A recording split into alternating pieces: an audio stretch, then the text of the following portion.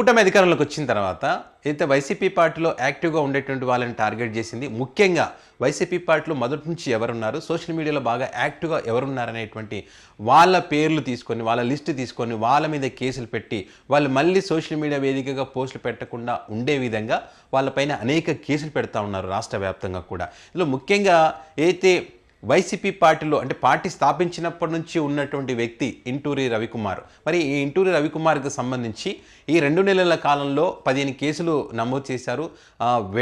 వేటాడి చిత్రహింసలకు గురి చేస్తున్నారని చెప్పి మరి ఇంటూరి రవికుమార్ భార్య ఇంటూరి సుజన అయితే కన్నీళ్లు పెట్టుకుంటున్నటువంటి పరిస్థితి ఉంది. సో తన భర్త పైన దువ్వాడ పోలీస్ స్టేషన్లో కేసు నమోదైంది. మరి అక్కడ అరెస్ట్ చేసి అక్కడ తీసుకెళ్లి అక్కడ నుంచి రాజమహేంద్రవరం సెంట్రల్ జైలుకి తరలించారు. మళ్ళీ అక్కడి నుంచి మరి విశాఖ సెంట్రల్ జైలుకి తరలించడం జరిగింది. సరే అక్కడ ఉన్నాడని చెప్పి అక్కడికి కలవడానికి వెళ్తే మళ్ళీ పీటీ వారెంట్లు ఇచ్చి రాష్ట్ర వ్యాప్తంగా అనేక చోట్ల కేసు నమోదు చేశారు. గుంటూరు, గుడివాడ, శ్రీకాకుళం, మాచర్ల, కురుపాం ఇట్లా అన్ని చోట్ల రాజమండ్రి అనేక ప్రాంతాల్లో కేసు నమోదు చేసి మరి వివిధ పోలీస్ స్టేషన్ల చుట్టూ తిప్పుతా ఉన్నారు. మానసికంగా వేధిస్తున్నారు, శారీరకంగా ఇబ్బంది పెడతా ఉన్నారు. తన భర్త హార్ట్ పేషెంట్, మరి తనకు మందులు ఇవ్వాల్సినటువంటి అవసరం ఉంది. ఎలాంటి మందులు ఇస్తున్నారో తెలియదు.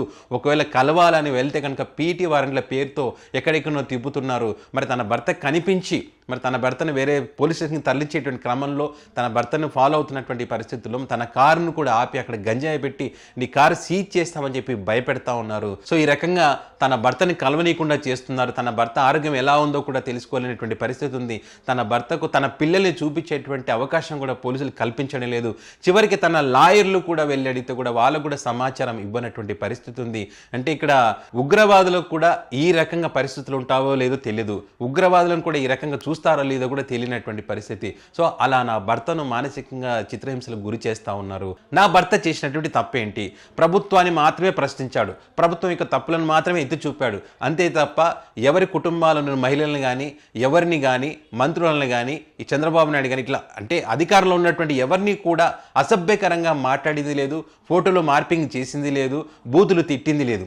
కేవలం తప్పులను మాత్రమే ప్రశ్నించాడు. సో ఈ రకంగా ప్రశ్నిస్తే అరెస్ట్ చేసి ఈ రకంగా ఇబ్బందులకు గురి చేస్తారో, మీరు ఇదే రకంగా చేస్తే కనుక ముఖ్యమంత్రి చంద్రబాబు నాయుడు ఇంటి ముందుకు తన పిల్లలతో సహా వచ్చి ఆత్మహత్య చేసుకుంటానని చెప్పి మరి ఈరోజు ఇంటూరి సుజన కన్నీళ్లు పెట్టుకున్నటువంటి పరిస్థితి ఉంది. ఇప్పటికైనా ఆమె కన్నీళ్లకు కరిగి మరి అది కూటమి ప్రభుత్వం కనీసం ఆ కేసుల సంగతి పక్కన పెట్టి మరి తన భర్తతో మరి ఈ పిల్లల్ని కానీ ఆమెను కానీ కలిసేటువంటి అవకాశం ఇస్తుందా లేదని మాత్రం చూడాల్సింది.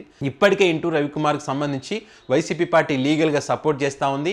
ఆ ఇంటూరి రవికుమార్ మరి పోలీస్ స్టేషన్కి వెళ్ళేటప్పుడు కొన్ని విషయాలు చెప్పాడు. నేను చెప్పనటువంటి విషయాలు కూడా వీళ్ళే రాసుకొని నా చేత బలవంతంగా సంతకం పెట్టించుకునేటువంటి ప్రయత్నం చేస్తూ ఉన్నారు. నేను ఎక్కడ కూడా తప్పు చేయలేదు, కేవలం ప్రభుత్వాన్ని మాత్రమే ప్రశ్నించాను, ఎక్కడ కూడా అసభ్యకరంగా మాట్లాడేది లేదు, చేసింది లేదని చెప్పి ఇంటూరి రవికుమార్ చెప్పినటువంటి పరిస్థితి. మరి చూడాలి చంద్రబాబు నాయుడు గారు స్పందిస్తారా, స్పందించరా? మరి పవన్ కళ్యాణ్ గారు స్పందిస్తారా, స్పందించరా? మహిళలు కన్నీళ్ళు పెట్టుకుంటే చూస్తూ ఊరుకోమని చెప్పి వీళ్ళంతా చెప్తా ఉన్నారు కదా, మరి ఈరోజు వాళ్ళు స్పందించేటువంటి అవకాశం ఉంటుందా లేదా? చివరికి ఆత్మహత్య చేసుకున్న తర్వాత అప్పుడేమైనా స్పందిస్తారా? అలాంటి పరిస్థితులు ఉన్నాయనేటువంటి అభిప్రాయాలు కూడా ఉన్నాయి కాబట్టి సో మరి చూద్దాం ఏం జరుగుతున్నది.